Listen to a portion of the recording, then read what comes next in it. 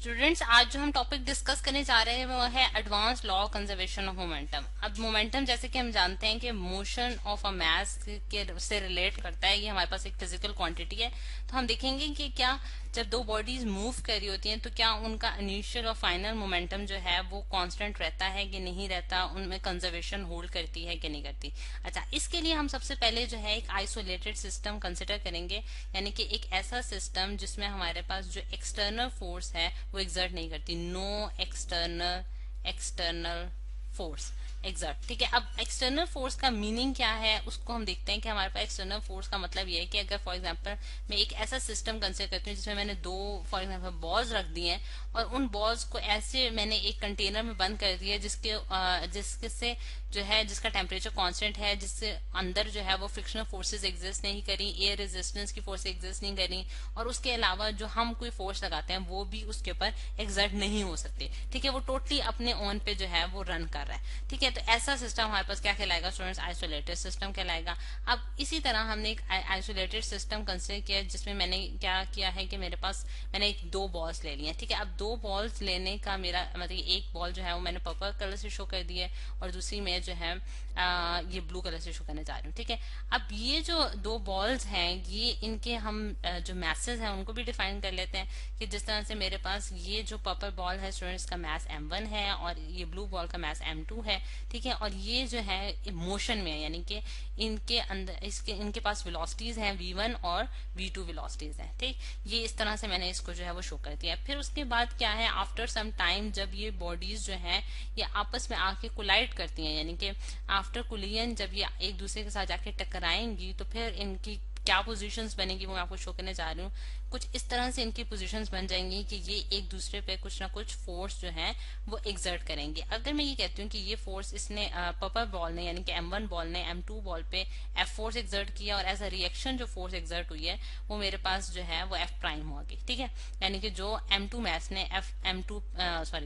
m2 mess ने m1 mess पे exert किया। ठीक है, तो ये आफ्टर कोलाइड जब यानी कि वो आपस में जब टकराते हैं तो उसके बाद की जो पोजीशंस हैं वो हमारे पास क्या होंगी वो हम देखते हैं कि अगर जिस तरह से पर्पल बॉल जो है वो और फिर उसके बाद ब्लू बॉल जो है वो फॉरवर्ड डायरेक्शन में अपनी मोशन जो है वो कंटिन्यू कर देती हैं। ठीक, अब यहाँ जिस तरह से अब मैं इसको जिस तरह से यहाँ मैं इसकी m1 है और ये मेरे पास m2 है, लेकिन स्टूडेंट्स जो इम्पोर्टेंट चीज हमने नोट की कि आफ्टर कोलिजन उनकी वेलोसिटी जो है वो वैसी नहीं रही जो कि बिफोर कोलिजन थी, यानी कि v1 और v2 नहीं रही, बल्कि उनकी वेलोसिटीज में कुछ चेंज आ गया जो कि मैंने v1 प्राइम से शो कर दिया है और यहाँ मैं v2 प्राइम से शो करने जा रही हूँ। अब ये जो इनकी वेलोसिटीज में बेसिकली चेंज आया है वो कैसे आया है? हम ये जानते हैं कि हमारे पास जब दो बॉडीज आपस में टकराती हैं तो उनके दरमियान जो है एनर्जी का एक्सचेंज होता है। ठीक है, वो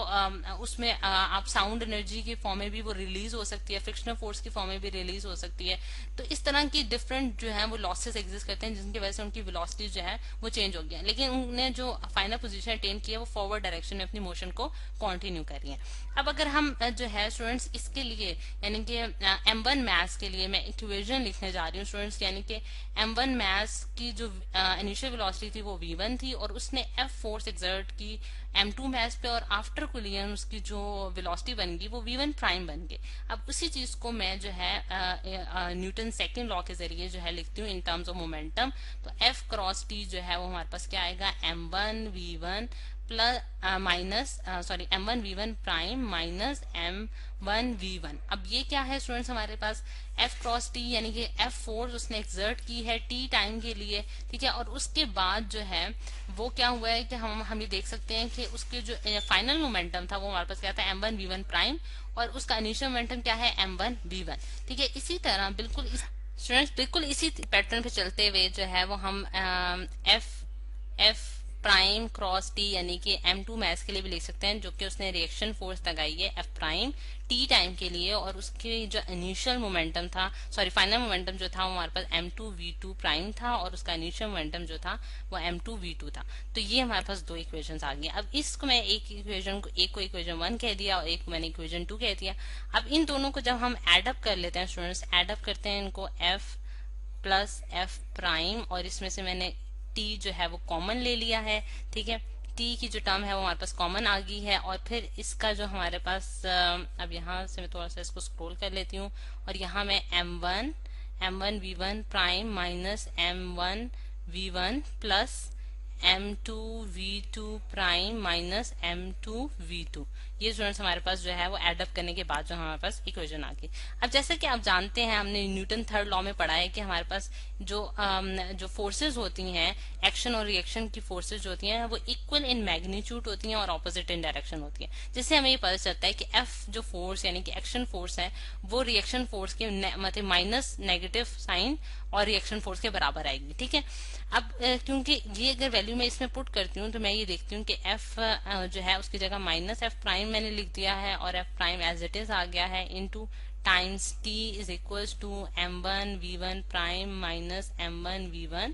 plus m2 v2 prime minus m2 v2। ठीक है, ये हमारे पास इक्वेशन आ गई स्टूडेंट्स। अब अगर हम देखें कि यहाँ से ये दोनों फोर्सेज जो है वो आपस में क्या हो रही हैं, कैंसिल अप हो रही हैं, और कैंसिल अप होकर हमारे पास जो लेफ्ट हैंड साइड पे 0 बच गया है, और 0 is equal to m1 v1 prime minus m1 v1 plus m2 v2 prime minus m2 v2। ठीक है, और ये इसी चीज को अगर मैं मजीद सिंप्लीफिकेशन से लिख दूं तो हमारे पास जो इसका फाइनल रिजल्ट आता है वो हमारे पास क्या आता है कि हमारे पास m1 v1 plus m2 v2 is equals to m1 v1 prime plus m2 v2 prime. अच्छा, अब ये इक्वेशन स्टूडेंट्स हमारे लिए बहुत इंपॉर्टेंट है, और ये रिप्रेजेंट क्या कर रही है बेसिकली कि हमारे पास जो मोमेंटम है, यानी कि momentum of message m1 and m2 before collision. ठीक है, बिफोर, यहाँ मैं लिख भी देती हूँ कि बिफोर कोलिजन जो है वो हमारे पास किसके बराबर आ रहा है, momentum, total momentum after collision. ठीक है, यानी कि टोटल मोमेंटम जो है वो क्या है हमारे पास, टोटल मोमेंटम बिफोर कोलिजन जो है वो बराबर आ रहा है टोटल मोमेंटम आफ्टर कोलिजन। क्योंकि ये हमारे पास टोटल मोमेंटम जो है वो बिफोर कोलिजन कैसे है कि हम मोमेंटम जो है वो m इंटू वी हम से जो है मैथमेटिकल उसका एक्सप्रेशन m इंटू वी है, और ये मैसेज m1 के लिए है और ये मैसेज m2 के लिए है। तो बिफोर कोलिजन उनकी वेलोसिटीज v1 और v2 थी, और आफ्टर कोलिजन उनकी वेलोसिटीज जो है वो v1 प्राइम और v2 प्राइम है। ठीक है, तो इससे हमने ये कंक्लूड कर लिया कि मोमेंटम जो है वो बिफोर कोलिजन जो है वो बराबर आ गया मोमेंटम आफ्टर कोलिजन के, जिससे हमें ये पता चलता है कि लॉ ऑफ कंजर्वेशन जो है वो होल्ड करती है, यानी कि लॉ ऑफ कंजर्वेशन, यानी कि कंजर्वेशन का जो लॉ है कि बिफोर और आफ्टर कोलिजन जो है वो चीजें सेम रहेंगी, वो जो है वो हमारे पास एग्जिस्ट करता है। कंजर्वेशन यहाँ मैं लिख देती हूँ, इसका वर्ड कंप्लीट कर लेते हैं। ठीक है, लॉ ऑफ कंजर्वेशन जो है हमारे पास होल्ड करता है, और इससे हम एक और स्टेटमेंट ये भी दे सकते हैं कि जो टोटल लीनियर मोमेंटम है, ठीक है, total linear momentum of an isolated system जो है वो रिमेन्स कांस्टेंट रहता है, उसमें फर्क नहीं आता हमारे पास। और वेक्टर, क्योंकि हम जानते हैं कि हमारे पास मोमेंटम एक वेक्टर क्वांटिटी है, और उसकी जो डायरेक्शन होती है स्टूडेंट्स वो in the direction of velocity होती है। तो ये हमारे पास law of conservation of momentum, जो कि हमने देखा है कि दो बॉल्स के लिए जो है वो हमने एक केस कंसिडर किया, और उसके लिए हमने ये कंक्लूड किया है कि उसमें लॉ ऑफ कंजर्वेशन होल्ड करता है। और फिर ओवरऑल जो हमारे पास सिस्टम्स होंगे जिसमें हम अगर आइसोलेटेड सिस्टम कंसिडर करेंगे तो उनमें सब में जो है वो कंजर्वेशन का लॉ जो है वो होल्ड करेगा मोमेंटम के केस में।